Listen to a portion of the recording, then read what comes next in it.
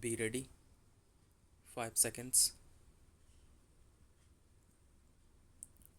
Madam, I am on a point of order.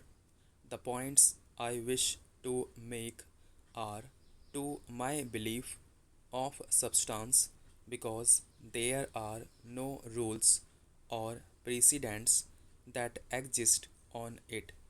However, you might rule on them after you have heard my explanation. They will be setting precedents on the subjects.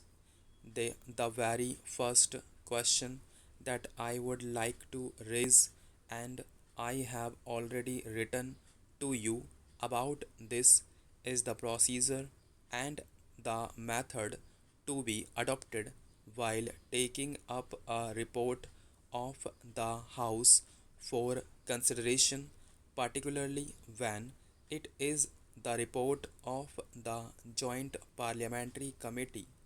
Here, I would like to make a distinction between the methodology that is being adopted today and that which has been adopted by our Parliament ever since it came into existence. I hold that it is for the first time ever that we are considering the report of a joint parliamentary committee through the medium of a short duration discussion. A short duration discussion in this House, or I believe Rule 193 in the other House, is a parliamentary device for airing views, for expressing or giving voice to a concern which is of some immediate public importance. This method adopted for discussing that which is the substantial enterprise of the two houses of parliament, irrespective of the contents of the report, is unsatisfactory. If this were merely to be discussed through the medium or the parliamentary device of short duration discussion, I do not think we are doing justice to report of a joint parliamentary committee.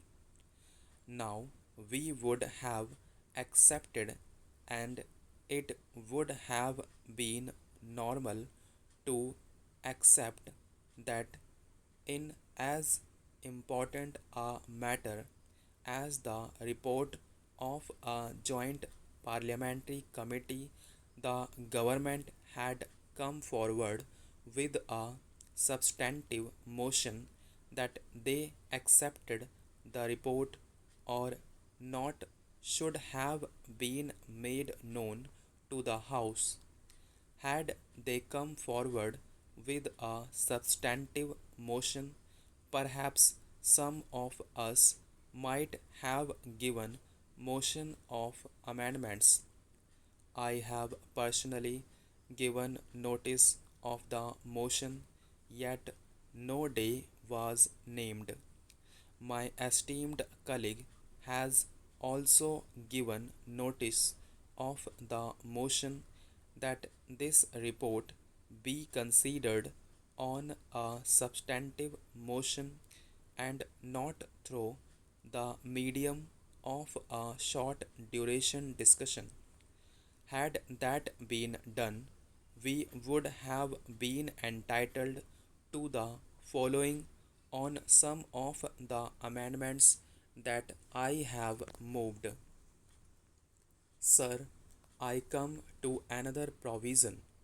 In the statement of objects and regions, one of the objects mentioned is reducing unnecessary cost or burden by requiring companies to attach only an abridged form of prospectus to the application form.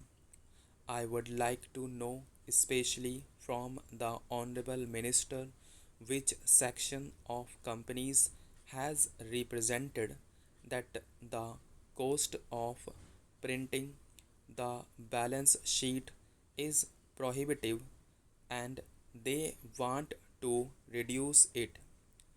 I submit that in the annual report as presented today, there is a whole section dealing with listing of employees getting salaries of over rupees 3000, and I find that over the years this figure of 3000 is not increased. In this amending bill, there is some provision resulting in large companies having thousands of such employees, and they are listing those employees, which itself takes up 30 or 40 pages of the balance sheet. Merely deleting that provision can bring down the cost of printing, and that will not affect the small investors in any way. Instead of doing that, they have taken powers now suggest that it should be deleted altogether. A small shareholder is not interested in who is employed and what salary he is getting. He is only interested in knowing whether a director's relative has been employed, and that was the original purpose. This was inserted in the 60s when it was found that the wives or relatives of the managing directors of companies were appointed on high salaries, so a provision was inserted. At that time, 3000 rupees was a very high salary. It was said that with regard to people drawing above 3000 rupees, details should be given.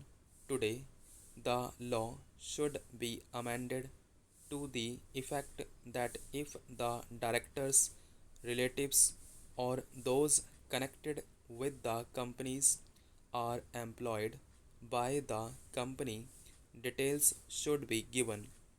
Probably after this provision, nobody's relative will be employed because it will come to the adverse notice of the government. But averaging the whole balance sheet to reduce costs is not good. We are seeing larger corporations, instead of just giving information as required by the Companies Act, printing fancy balance sheets, color photographs, offset printing, etc. Certainly, they are not worried about the cost. It is a strange thing that the government is worried about reducing the cost unless we are talking about the balance sheets of the public sector companies, which is a different matter.